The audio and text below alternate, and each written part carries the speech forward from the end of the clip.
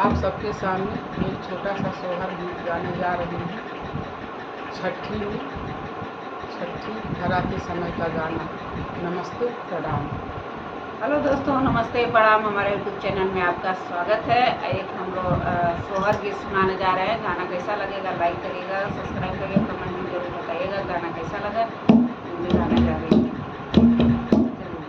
कहवा से आवे ले पियरिया पियरिया लागल झालर, पियरिया लागल झालरी हो।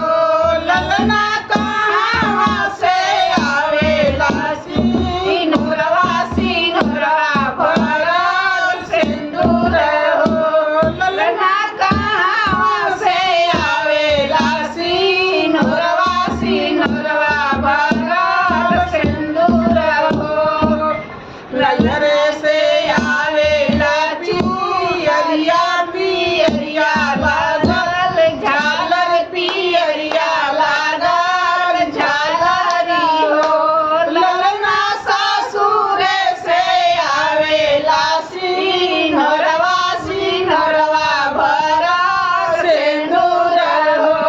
ललना सासुरे से आवेला सिंदूरवा, सिंदूरवा भरल सिंदूर हो। कहिया हम पानी नब पियरिया पियरिया लागल झालर, पियरिया लागल झालरी हो। ललना कहिया हम पानी नब सिंदूरवा, सिंदूरवा भरल सिंदूर हो।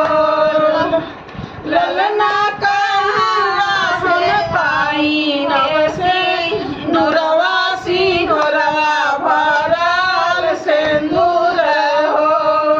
छठी में पहिनब हम पियरिया पियरिया लागल झालर, पियरिया लागल झालरी हो।